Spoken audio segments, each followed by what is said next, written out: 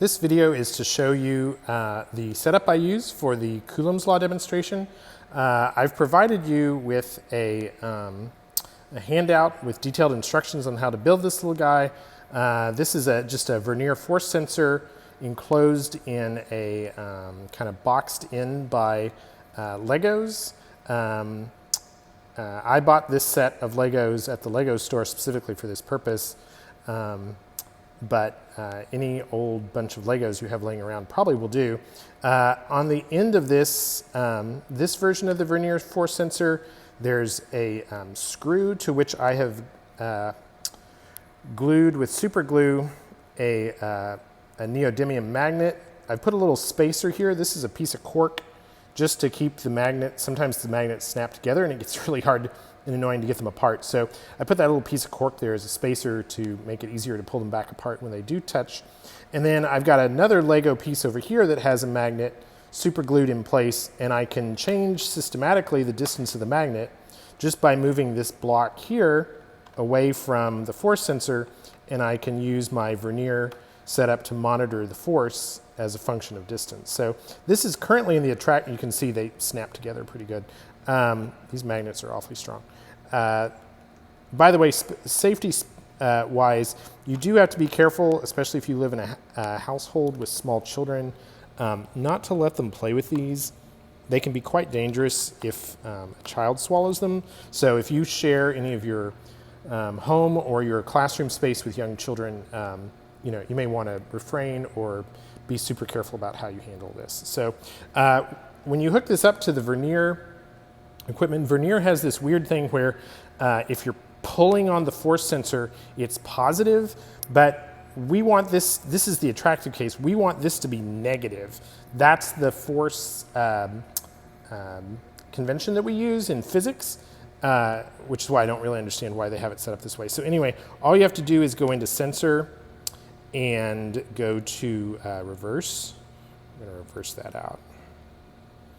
All right, so now this will come up negative in a moment, if I tapped it correctly, but I didn't. Oops. Nope, now I've zeroed it, so we're gonna do all this again. We're gonna reverse. Okay. And now we're gonna pull this off. Now we're gonna zero. Probably should have done that from the beginning anyway.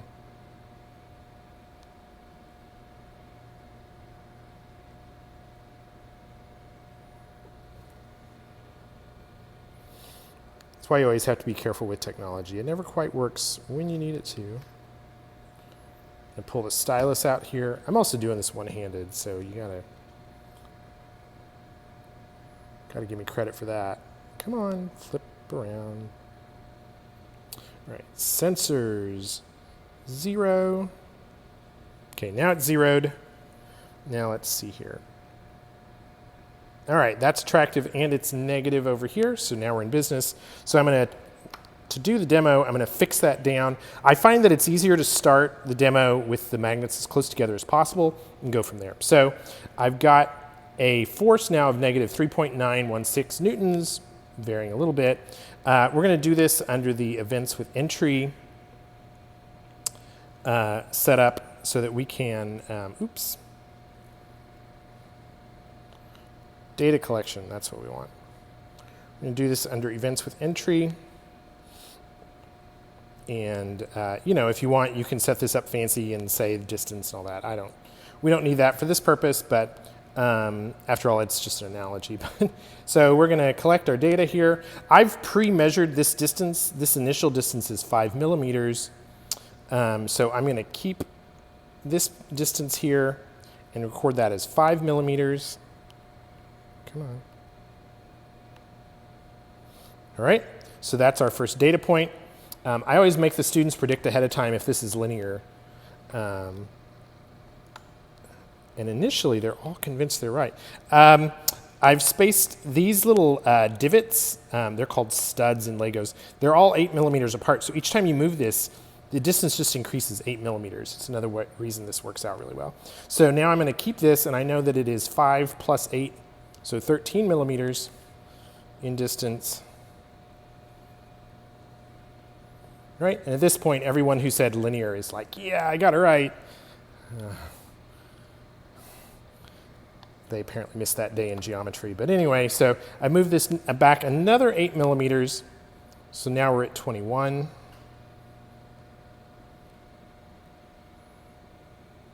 Now it doesn't look so much like a straight line. So now I'm going to move my block back another 8 millimeters. Now we're at 29 millimeters. Move my block one more time. Record our data.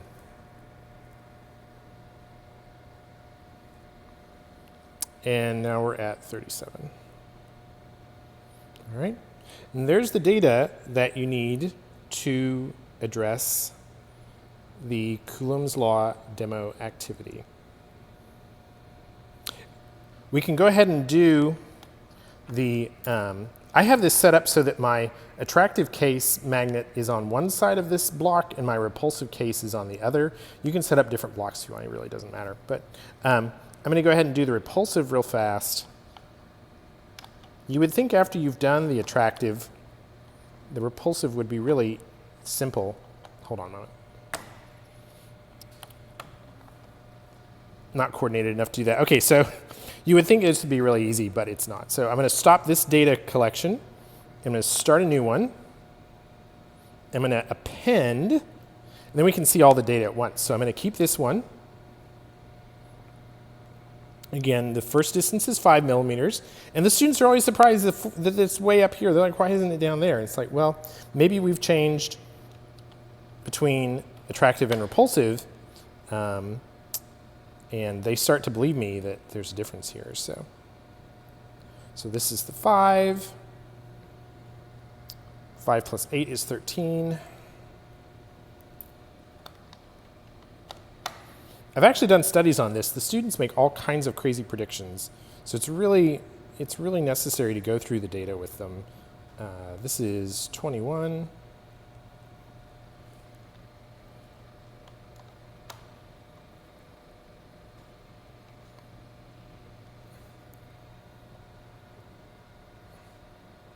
This is 29.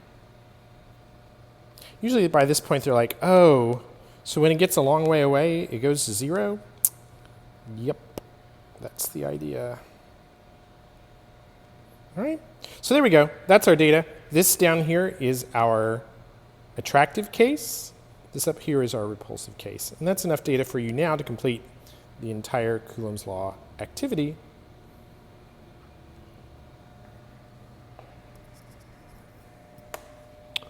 Oh, God.